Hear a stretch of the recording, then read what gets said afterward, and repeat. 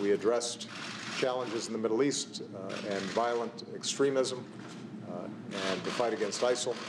We discussed what has now been a successful peaceful transition of power in Afghanistan and the need for all of us to work together to ensure that there's stability there.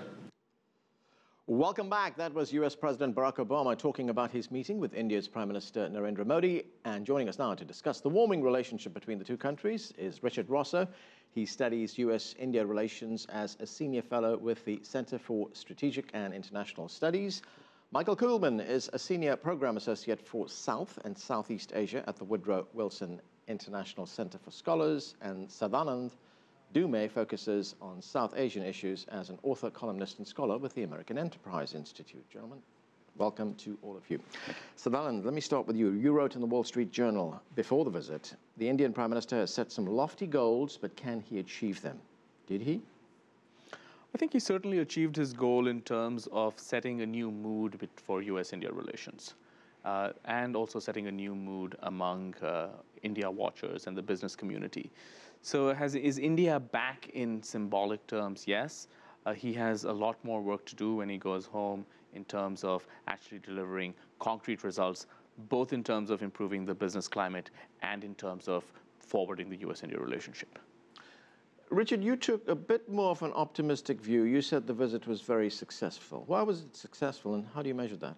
Well, there's 4 target groups that I think he really tried to reach out to when he was here. And in terms of meeting with the diaspora, I think the show that he had at Madison Square Garden and some of the individual events that he did clearly were better than what we'd seen in quite some time by an Indian Prime Minister. His outreach to the business community, previously we relied on proxies for American business to engage the Indian government. They'd set up a CEO forum, or we'd rely on our government to react to business issues on their behalf. He met directly in multiple forums. He also had the first real outreach that we've seen in quite some time directly to the American public. A lot of people don't pay as much attention, but the speech that he gave in Central Park to 60,000 youth and the messages that he had, and it was the only speech that he gave in English on the entire trip, was pretty important. The government side, I think, was mixed. You compare this to Prime Minister Manmohan Singh's first visit in 2005. There was a bit less flash. Singh was given a state dinner and a joint session, an address to the joint session. And also in substance, you had one deliverable that we all pay attention to and can never forget, which is the nuclear deal. So the government was a little bit less on the front, but the page had quite a bit in it. Cooperation in some new parts of the globe that we never had before. So I think the visit was pretty good. Right, Michael, you said the visit was nothing short of extraordinary, and there were concrete achievements. Explain that to us. How did you measure those? Well, I would actually argue that there weren't a tremendous number of concrete achievements. There were no milestone achievements, but I think that we should be looking at things like this agreement on cooperating more on climate issues. This is sort of low-hanging fruit. Both sides for a number of years have been talking about the need to cooperate more on climate issues and particularly renewable energy issues. Also, there was some significant statements, I thought, coming out in the security context.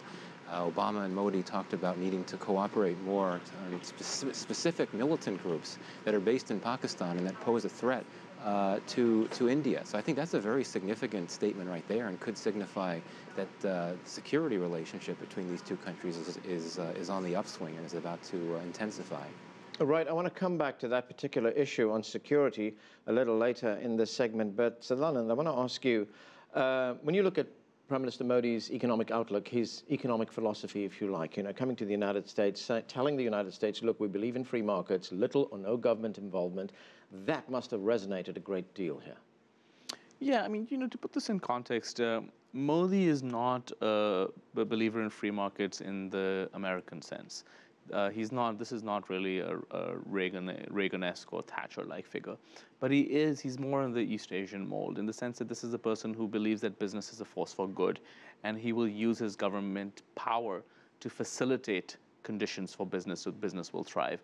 So it's a little bit less hands-off and tax cutting in the way, but he certainly wants to have fewer regulations and a much more friendly business environment than what you've seen in the past.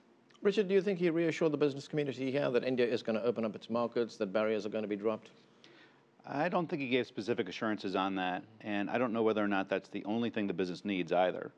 Business community, I think, when you hear it from the Washington scene, talks more about, is he going to do those single big reforms we all pay attention to? Lift FDI caps, the WTO trade facilitation agreement, which was a big setback, not moving on that.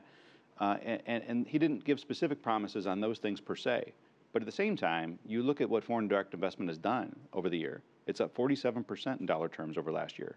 And foreign institutional investment is already 3 times higher than it was all of last year. So the policy discussions were there. There weren't specific commitments, I think, on the big issues that we continue to raise, on patents, on FDI caps and such. But the real dollars are coming in already. And I think his meeting with business leaders directly will increase that pipeline. Go ahead. I think the question is that, I mean, there is no doubt that there is a great deal of optimism. The question is, what does the Modi government need to do in order to sustain that optimism? They've started well. What do they need to do in the next 6 months to ensure that this positive sentiment that they've earned continues and people aren't disappointed? Right. Michael, there was also something of a charm offensive. Yeah, I mean, Richard mentioned the appearance by the Prime Minister at Central Park. There was the appearance at Madison Square Garden. Why do you think it was so important to Prime Minister Modi to reach out, especially to the Indian diaspora here in the United States? Well, Modi recognizes that the Indian diaspora is a critical component of the U.S.-India relationship. It really effectively serves as a bridge between the two countries, and the Indian diaspora has a very strong lobbying presence. It has the ability to advocate for the relationship. And I think it was important for Modi to emphasize that fact and essentially to re-engage with this community and essentially say to it that he understands its significance and that it hopes to continue this engagement and to build on it in the months ahead. Well, and to add that a little bit, I think there's one other area that the diaspora is pretty significant. You know, if you were to look at the makeup of boardrooms and executive officers from large American corporations, on a large number of them, you'll find an Indian American serving in a senior position. The average American may not yet understand what Modi's election means, what India is. Actually, outreach directly to Indian Americans who happen to be executives at major firms too could create some new proponents in those large companies on rethinking, you know, is it time to go to India? So there's a very direct mechanism as well for corporate America in reaching out to the Indian American community.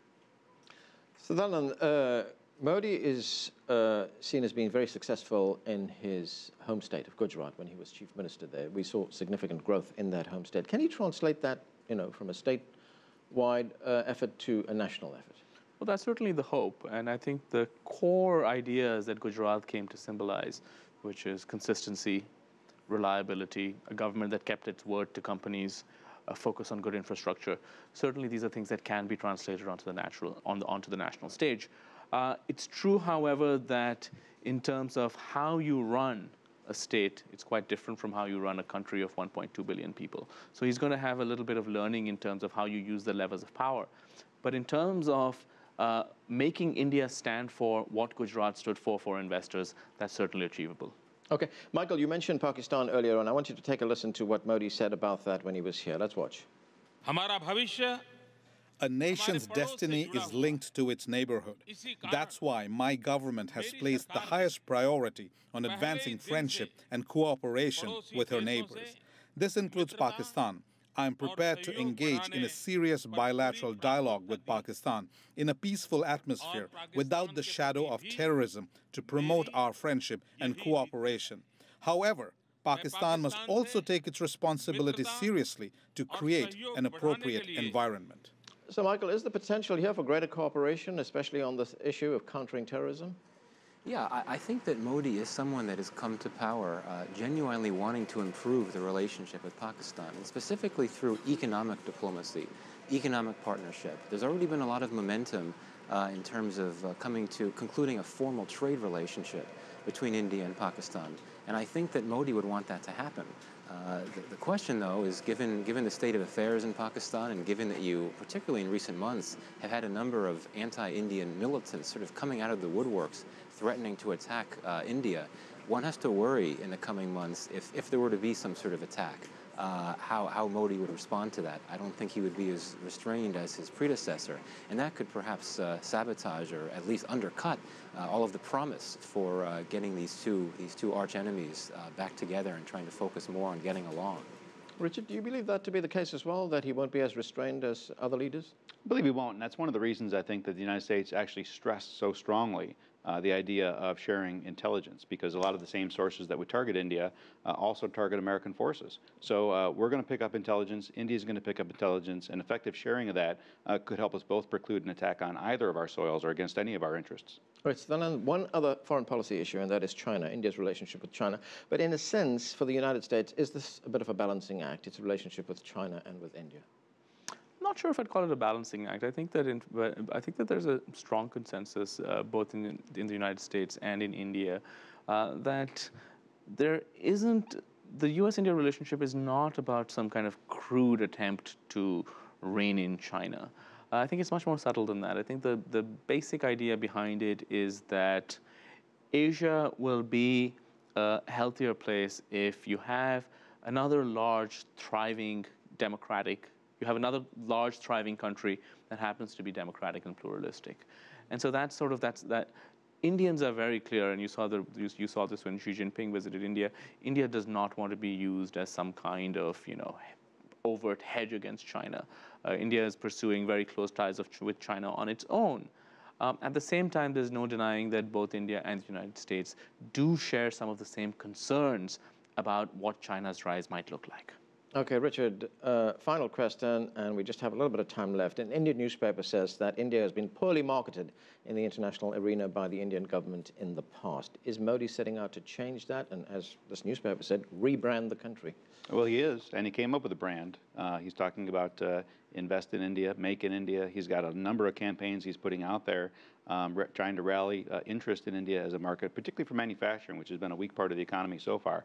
So I think he's doing a better job, but again, proof is in the pudding. Some of the numbers are already trending upward pretty sharply, so I'm pretty, I think it's moving in the right direction already, but it's going to take 5 or 10 years before we know exactly how much this brings into the country.